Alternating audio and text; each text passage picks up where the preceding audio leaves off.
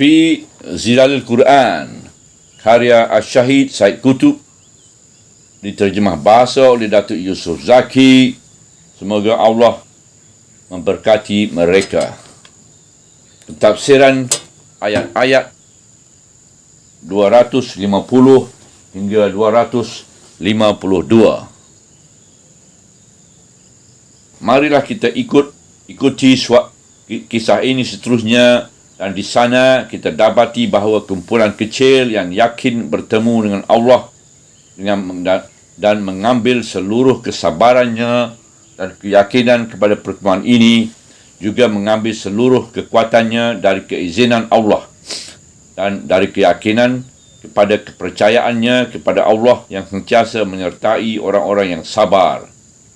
Kita dapati kumpulan yang kecil, yakin, sabar dan tabah menghadapi musuh yang ramai dan kuat, sedangkan mereka lemah dan sedikit. Kita dapati kumpulan inilah yang telah menentukan nasib perjuangan itu, sebagai mereka memperbaharui janji mereka dengan Allah dan bertawajuh kepadanya dengan hati mereka dan memohon pertolongan dan kemenangan dalam menghadapi peperangan yang ngeri itu. Dan apabila mereka yang beriman keluar menentang Jalut dan tenteranya, mereka berdoa, "Wahai Tuhan kami, curahkanlah kesabaran ke atas kami dan kukuhkanlah pendirian kami, dan tolonglah kami mengalahkan kaum yang kafir." Penterjemahan ayat 250. Lalu mereka mengalahkan musuh mereka dengan keizinan Allah, dan Daudlah membunuh Jalut, dan Allah mengurniakan kepadanya kerajaan dan hikmah, dan mengajarkan kepadanya sebahagian dari ilmu yang dikehendakinya. Ayat 251. Demikian mereka berdoa, "Wahai Tuhan kami, curahkanlah kesabaran ke atas kami." Ungkapan ini menggambarkan pemandangan sabar selaku limpah kurnia Allah yang dicurahkan ke atas mereka dan membuat mereka diselubungi ketenangan, ketenteraman dan ketabahan menghadapi kesusahan. Dan kukuhkan pendirian kami. Pendirian yang teguh itu berada di tangan Allah, dan apabila Allah mengukuhkannya, maka ia tidak akan bergoncang lagi. Dan tolonglah kami mengalahkan kaum yang kafir. Penghujung ayat 250. Ungkapan ini menggambarkan kedudukan mereka yang jelas, yaitu keimanan menentang kekafiran dan kebenaran menentang kebatilan. Ia merupakan doa kepada Allah agar membantu para hamba kesayangannya yang mukmin untuk mengalahkan musuh-musuh mereka yang kafir. Tidak ada apa-apa keraguan di dalam hati nurani mereka, dan tidak ada apa-apa kekeliruan dalam kefahaman dan pandangan mereka. Tidak ada apa-apa keraguan terhadap keikhlasan tujuan perjuangan mereka, dan tidak ada kejelasan dan terhadap kejelasan jalan yang diambil mereka. Hasil perjuangan itu ialah hasil perjuangan yang diduga dan diyakini oleh mereka. Lalu mereka mengalahkan musuh-musuh mereka dengan keizinan Allah. Hakikat kemenangan ini telah ditekankan dengan ungkapan dengan keizinan Allah, supaya diketahui oleh orang-orang yang beriman, atau supaya menambahkan pengetahuan mereka dengan kenyataan ini. Juga supaya jelasnya satu kefahaman yang sempurna terhadap hakikat yang berlaku di alam buana ini, dan terhadap hakikat kekuatan yang menjalankan alam buana ini. Para mukminin itu merupakan seolah-olah tabir kudrat, di mana Allah melakukan terhadap mereka apa yang dikehendaki olehnya, dan Allah melaksanakan dengan perantaraan mereka apa yang dipilih olehnya dengan keizinannya.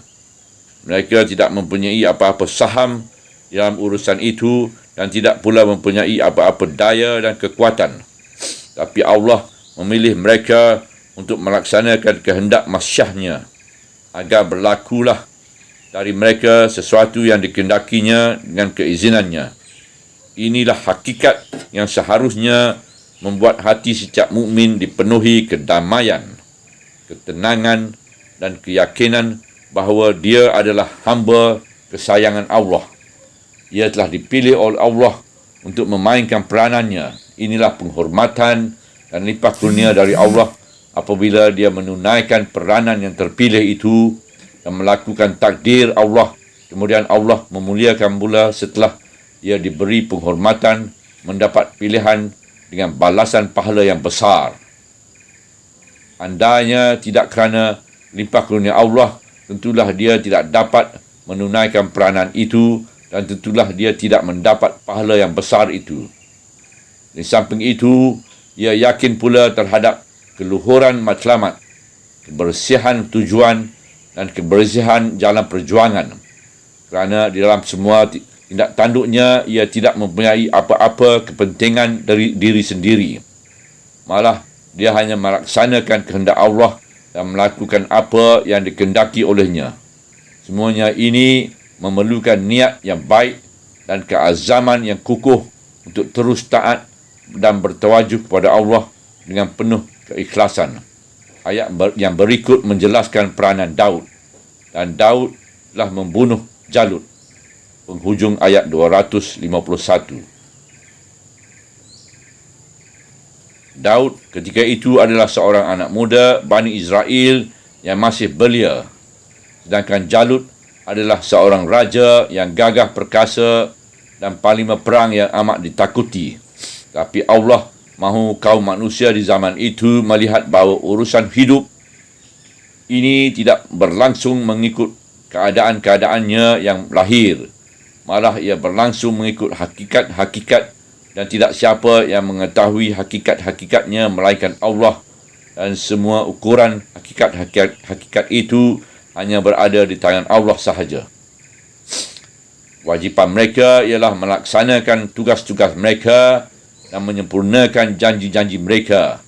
Dan selepas itu, apa yang dikehendaki Allah akan berlaku dalam bentuk yang dikehendaki olehnya.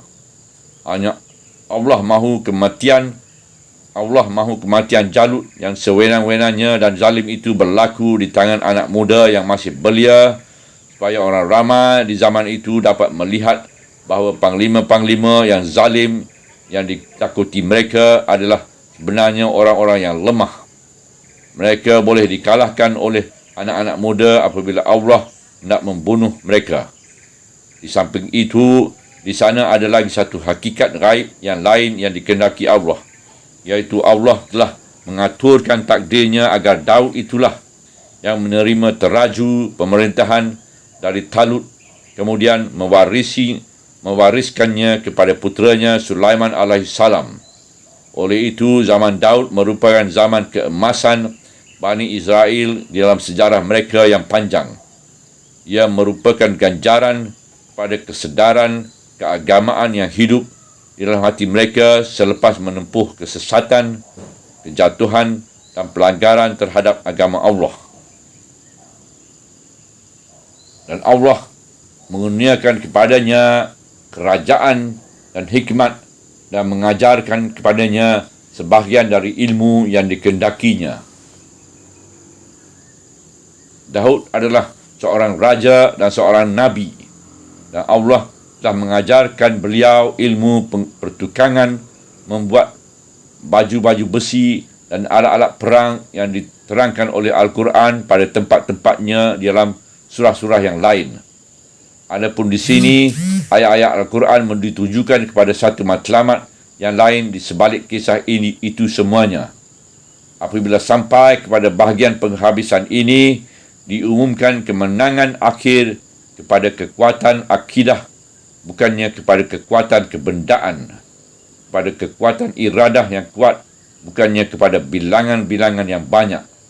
Maka ketika ini barulah Al-Quran mengumumkan tujuan yang tertinggi dari pertarungan kuasa-kuasa itu, iaitu tujuan dari pertarungan ini bukanlah untuk mendapat harta-harta rampasan perang dan bukan pula untuk mendapat kemuliaan dan keagungan yang gilang gemilang, malah untuk mewujudkan kebaikan di bumi dan dan meneguhkan kedudukan kebaikan dengan melancarkan perjuangan menentang kejahatan.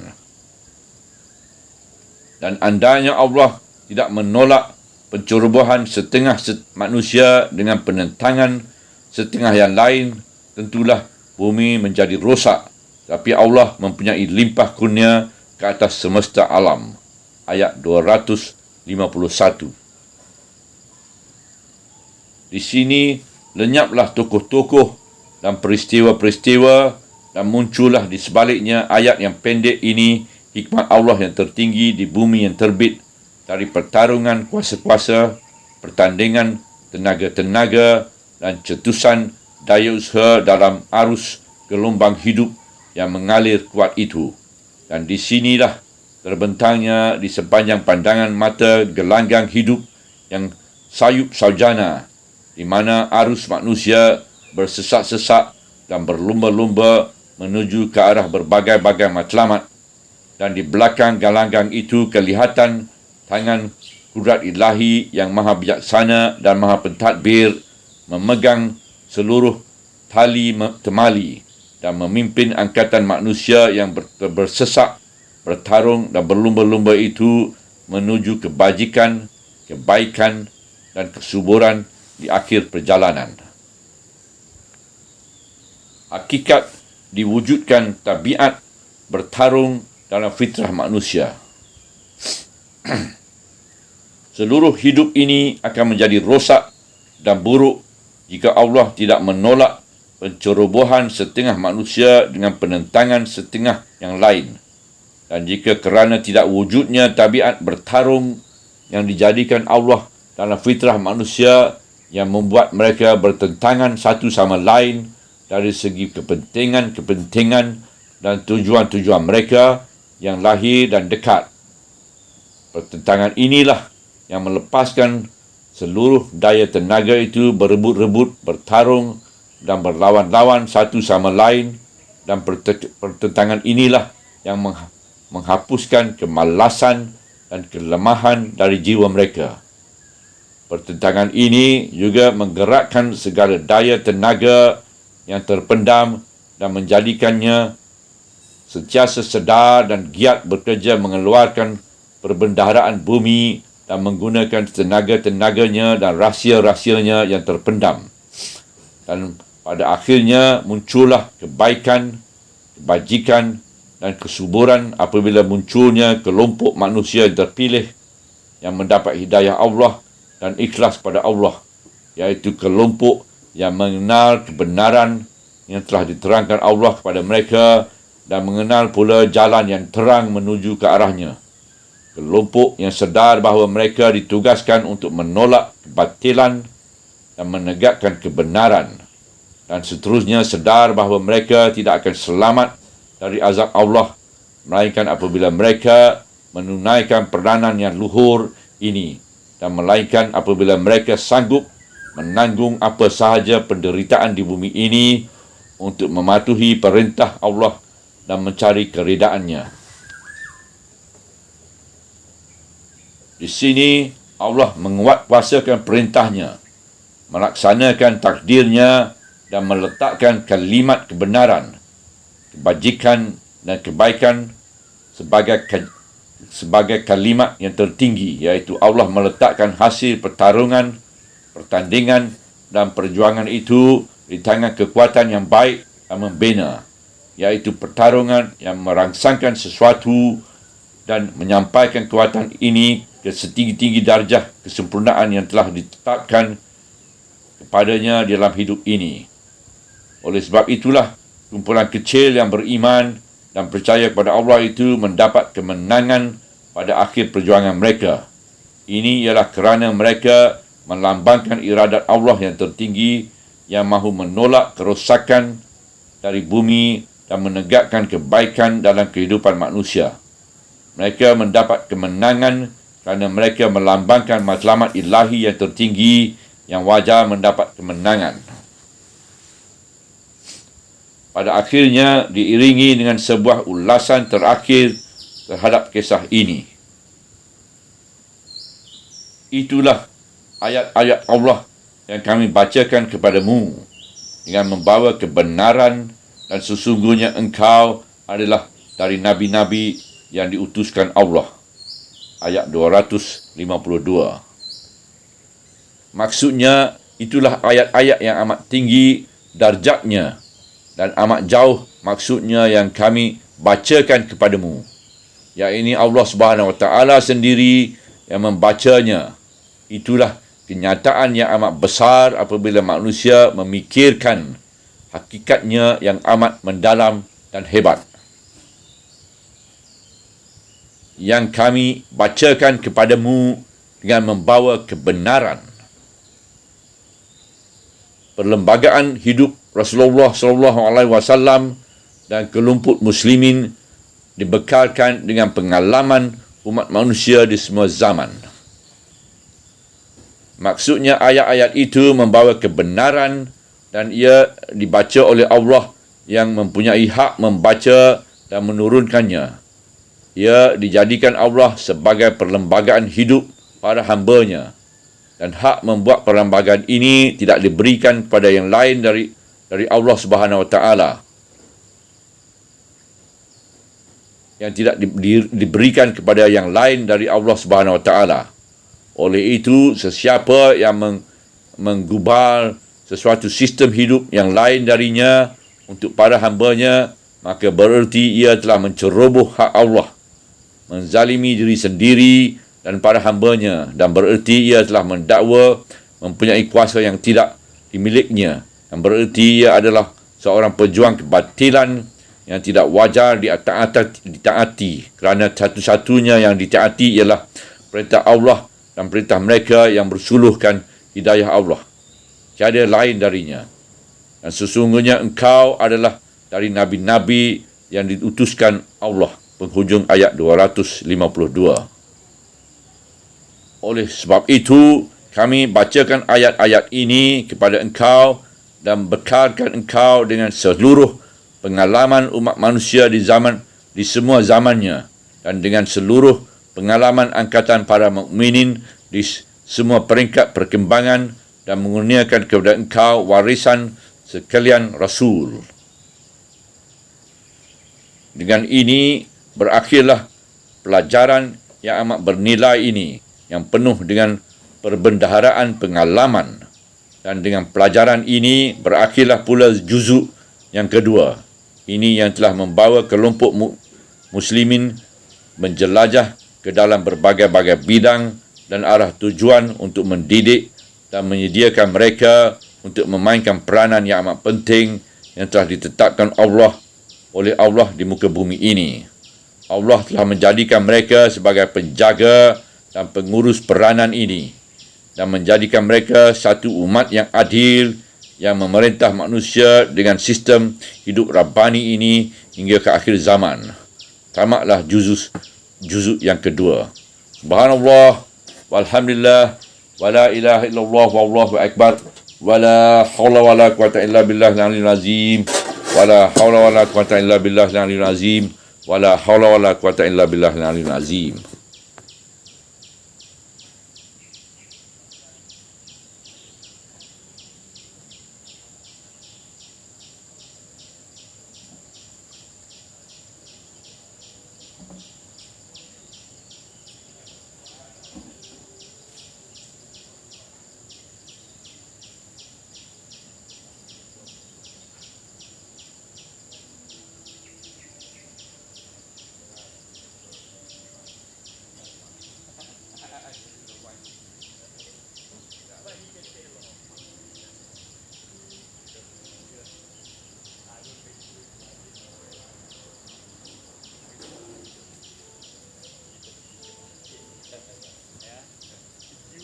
bloody idea. You organize wine tasting in your bloody hotel. Oh, malu dia.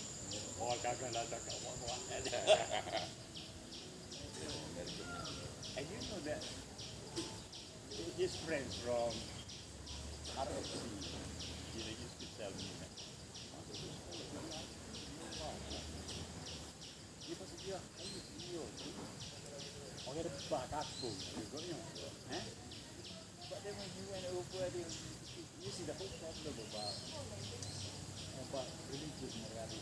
So, this denormalization, what is not a crime. See, when you expose your things to animal, you rasa, nak pula itu something tak menjejas dia lain. Like if you drink. If you drink in quantity, you affected nya orang lain affected. So then after a while, what a big deal. I mean, this is the attitude you for You met up to a point. Oh, ni buat tu. apa? Bukan. Ini gambar. Bukan. Okay, Tan Sri, you turun Muta. I want to go up and get the bird punya sound. Yeah. I'll join you in 15 minutes time.